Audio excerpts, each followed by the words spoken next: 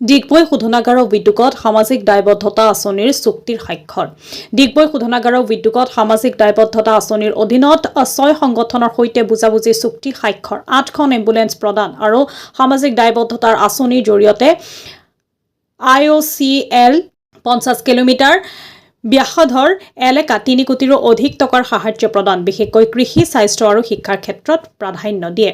Golden jubilee কমপ্লেক্সৰ সভাকক্ষত বুজাবুজিৰ চুক্তি স্বাক্ষৰ অনুষ্ঠানত উপস্থিত থাকে ভাৰতীয় তেল নিগম, অসম অইল সংমণ্ডলৰ কাৰ্যবাহী সঞ্চালক তথা শোধনাগাৰৰ মুৰব্বী ৰাহুল প্ৰশান্ত, ডিগবৈ বিধানসভা সমষ্টিৰ বিধায়ক সুৰেন ফুকন, AODৰ উচ্চপদস্থ বিষয়া কমল বসুমতাৰী, ধনজিৎ বৈশ্য, সূৰ্যদীপ দিহিঙীয়াৰ সহিতে অন্যান্য বিষয়াসকল আৰু তিনিচুকীয়া জিলাৰ অতিৰিক্ত উপায়ুক্তদ্বয় ডক্টৰ মন্দিৰা বৰুৱা, চিন্ময় পাঠক, ডিগবৈ বন সংমণ্ডলৰ প্ৰাধিকাৰী TC ৰঞ্জিত ৰাম, মাৰ্গ্ৰেটা সমজিলাৰ আয়ুক্ত পৰীক্ষিত থাওদাম উপস্থিত থাকে। ডিগবৈ প্ৰণীতমণি শইকীয়াৰ ৰিপৰ্ট, নিভাজ অসম লাইভ।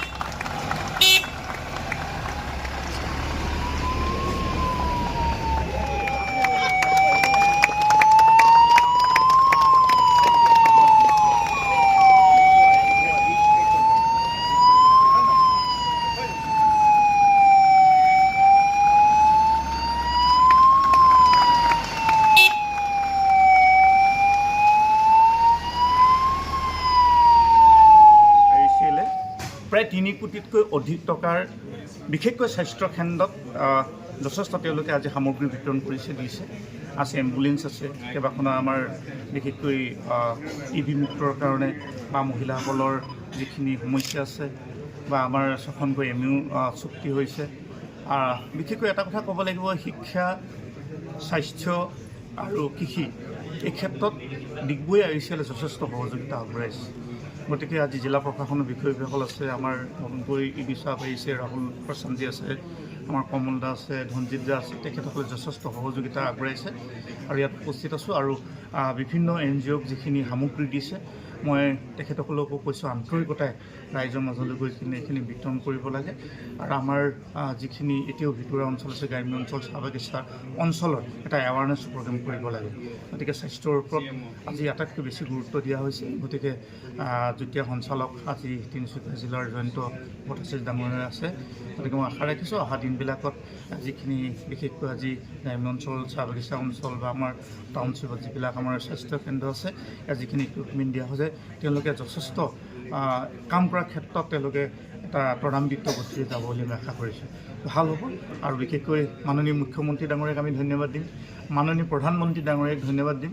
আৰু যেতিয়াৰ পৰা প্ৰধানমন্ত্ৰী ডাঙৰীয়াই বিশেষকৈ আমাৰ নৰেন্দ্ৰ মোদী ডাঙৰীয়াই 2014 বৰ্ষৰ পৰা প্ৰধানমন্ত্ৰীত্বৰ দায়িত্ব ল'লে, তেতিয়াৰ পৰাই সামাজিক দায়বদ্ধতা ক্ষেত্ৰত এখন বহল ভিত্তিত এটা পৰিসৰ পালে। আৰু ডিগবৈত আগতে তেনেধৰণে পোৱা নাছিল, কিন্তু 2014 বৰ্ষৰ পৰা সামাজিক দায়বদ্ধতাখন যথেষ্ট কাম কৰিছে CSR ফালৰ পৰা। গতিকে এই মুহূৰ্তত মই সকলোকে ধন্যবাদ দিছোঁ। CSR एक्टिविटीज़ आज से MOU साइन किए और आप देखेंगे कि हर एक एरिया में जैसे डी एडिक्शन के लिए एक हम लोगों ने MOU साइन किया, दूसरा ऑर्गेनिक फार्मिंग के लिए और मेंस्ट्रुअल हाइजीन जो कि अक्सर एक नेग्लेक्टेड एरिया है, उस पर हम लोग काम करेंगे। और न्यूट्रिशन के लिए जैसे TB मुक्त अभियान जो सरकार द्वारा आयोजित एक बहुत बड़ा कार्यक्रम है, उसमें हम लोग प्राउडली उसमें शामिल हो रहे हैं। और जो भी नीडी लोग हैं सोसाइटी के जो TB से ग्रसित हैं, उनको डायरेक्ट न्यूट्रिशन किट जो है सप्लाई करेंगे।